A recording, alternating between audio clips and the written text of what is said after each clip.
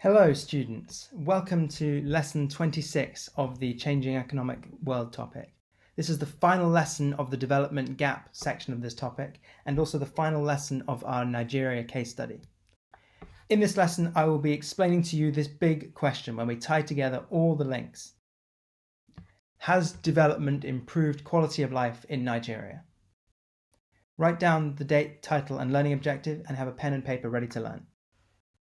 Please write 1 to 10 in your books. Let's review our prior learning, answer the questions from memory, and then mark your answers. Go for it. Number 1. A landlocked country has no borders with the sea. 2. The continent with the highest percent of HICs is Europe. 3.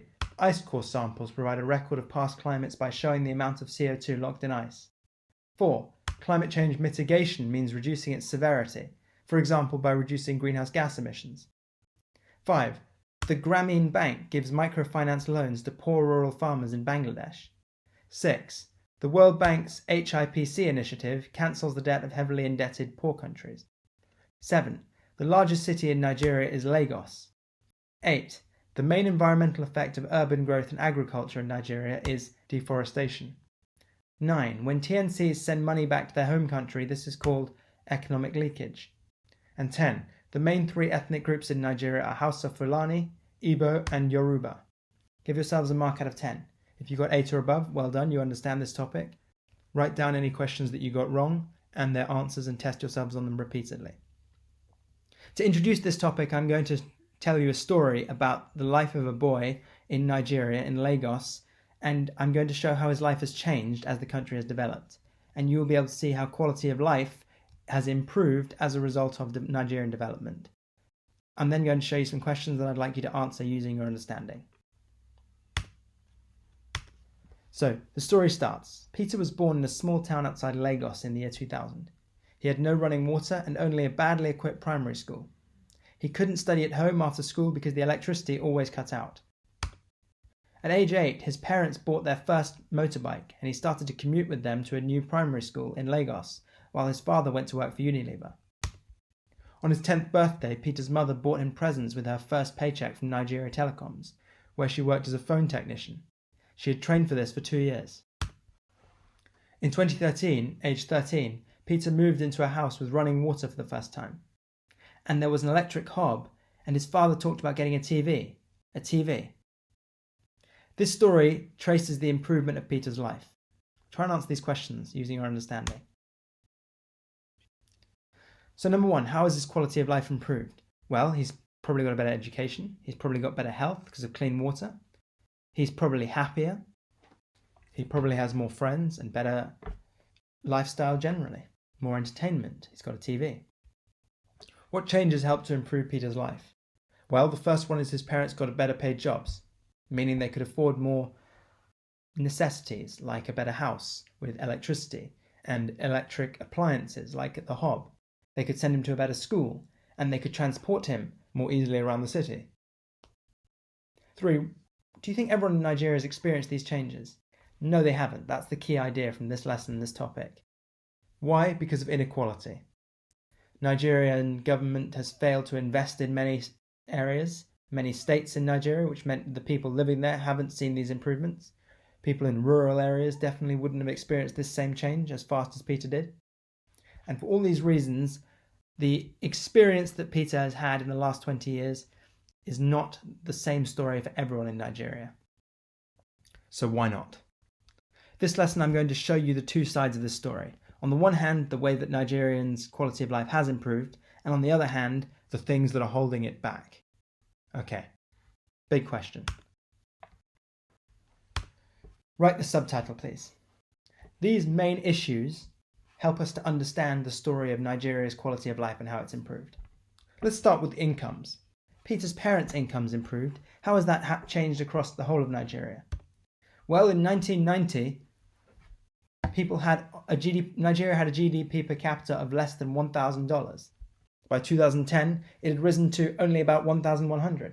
But today, GDP per capita is about $2,200. So it's more than doubled. This, of course, is not felt equally by everyone because of inequality, but on average and on the whole, incomes for people across Nigeria have risen in the last 30 years. Additionally, education, the key pillar of development, has improved in Nigeria as well. In 1990, just a quarter of students were reaching secondary school, and even fewer were finishing. Today, more than 57% of students reach secondary school, with almost half finishing secondary school. There are, of course, differences between boys and girls.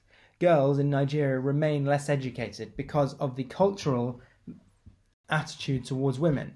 They are still perceived in many cases as being mothers and caregivers in the family, and not as people responsible for high-paid jobs. Additionally, the lack of contraception in Nigeria and the lack of belief in contraception in some areas means that women often get pregnant young, and therefore that stifles their education. Nonetheless, education across the country has definitely improved. One example of a very powerful program that has improved this is that the government wanted to improve attendance in schools, which was very low. It was low because the parents had to choose between sending their kids to school, which meant paying for things like clothes and books, or feeding them. And very often the parents in Nigeria didn't have enough money for both, especially in the rural areas, which meant that they chose to keep their kids at home, thereby preventing them from getting an education. So the Nigerian government, in a number of states in the northern and central areas, decided to provide free meals at school. This led to an immediate and dramatic increase in school attendance, thereby increasing the education of these students. This program has not been rolled out in every state and every place in the country, but it has been shown to be effective, and it has definitely led to improvements in Nigerian education. Health, so critical for a good education, has also changed in Nigeria. Clean water supplies we looked at in the context of Unilever a few lessons ago, where they invested in clean water supplies to help their factories. Well, clean water has also improved in the country. In 1990, just 46% of people had access to improved water supplies, which means with a pipe and a tap. By 2010, this hadn't changed very much. In 2019, some 67% of people had access to clean water supplies, although this was particularly high in cities and much lower in rural areas. Nonetheless, the rise in the access to clean water meant that diseases such as cholera, which are spread by contaminated water, decreased in Nigeria, which also led to an improvement in school attendance, contributing to the rise in education performance in Nigeria. Sanitation, which means toilets and hand washing and sewers, it lags behind clean water supplies but has also improved, especially in urban areas. It's an area that needs to be focused on to improve further. Nonetheless, almost half of people in Nigeria now have access to sanitation, toilets and sewers. Another critical aspect of Peter's life in the story I told you was the arrival of electricity, which completely changed his life. It improved his ability to study at home and his parents' ability to work in their jobs, because electricity led companies to invest there. And it is a key part of development.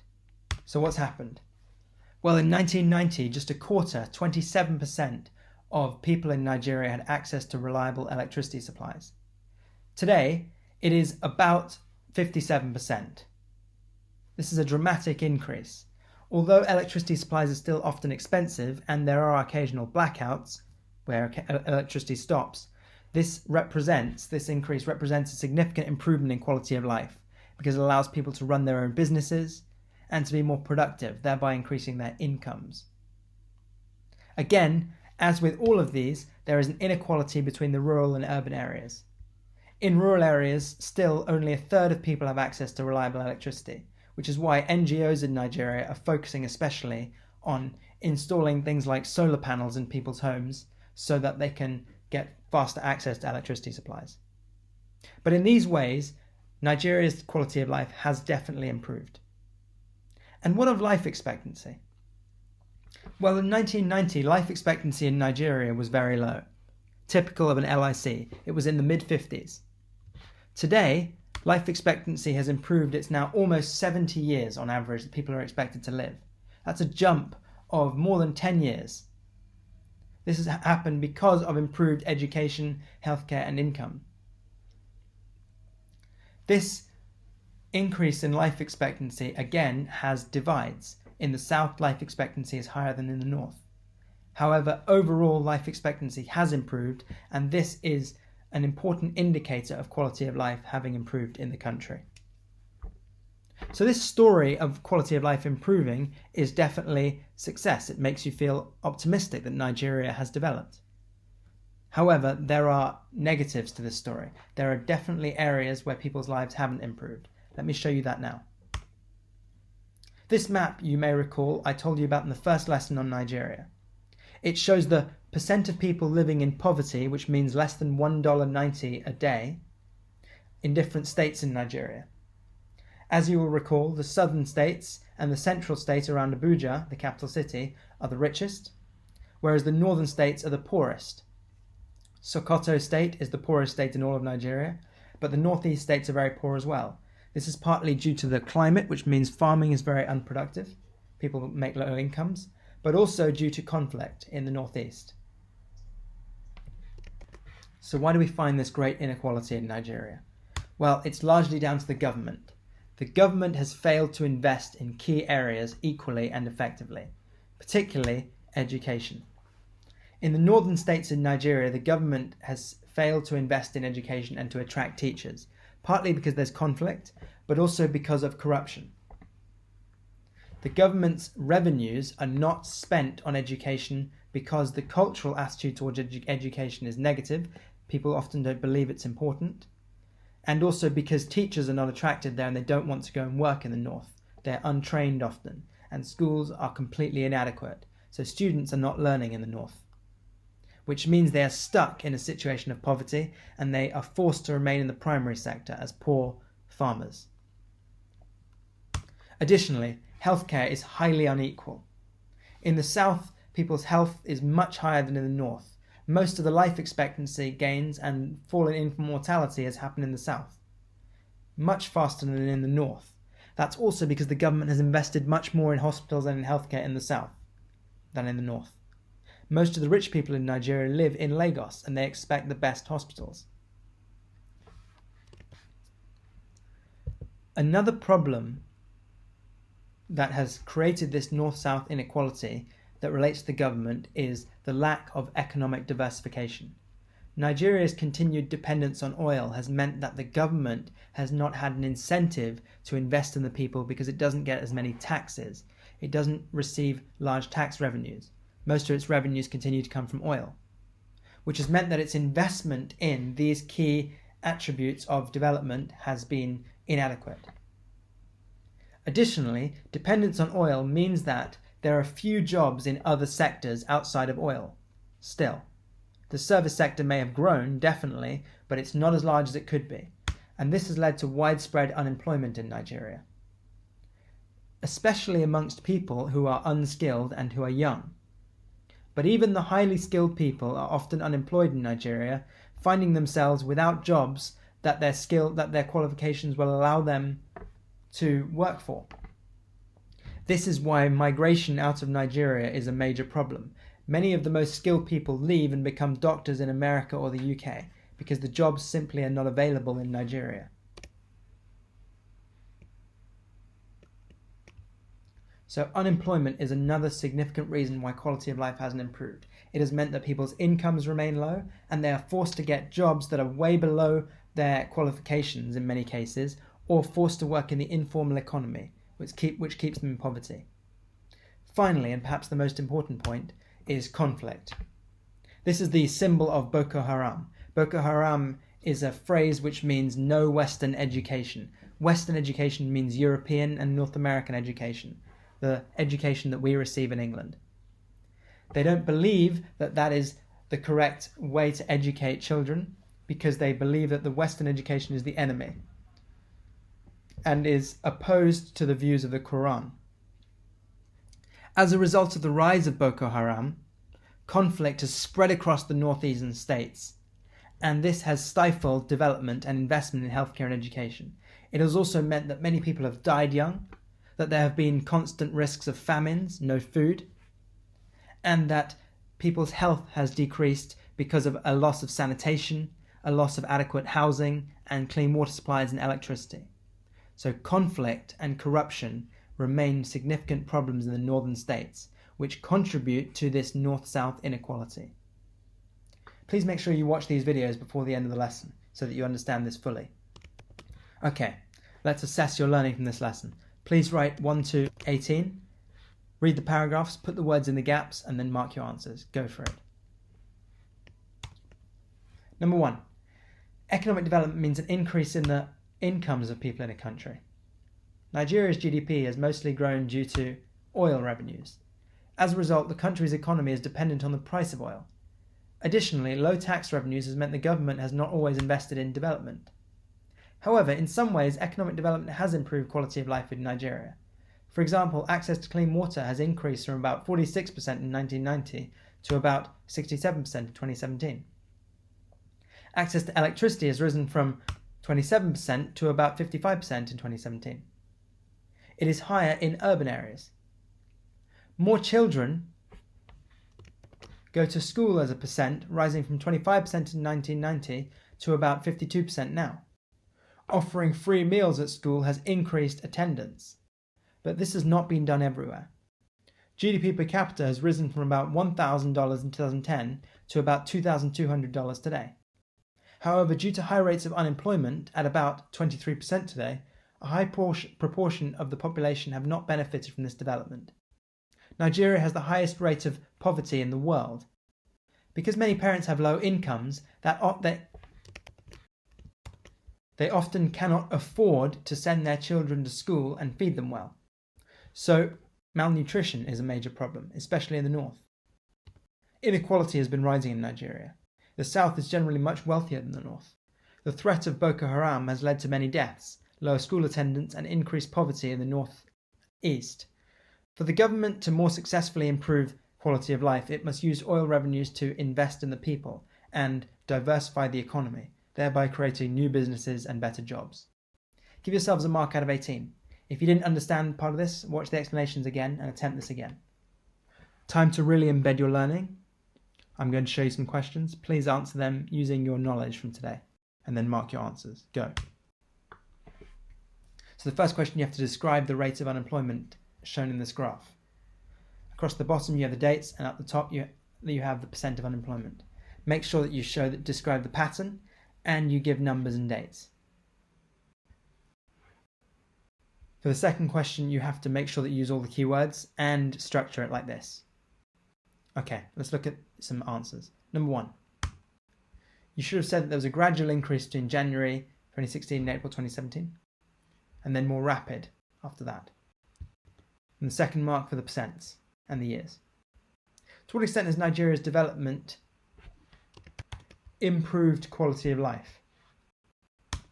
You could have said that health, education, and infrastructure have improved, and then give examples, and then say why it's happened.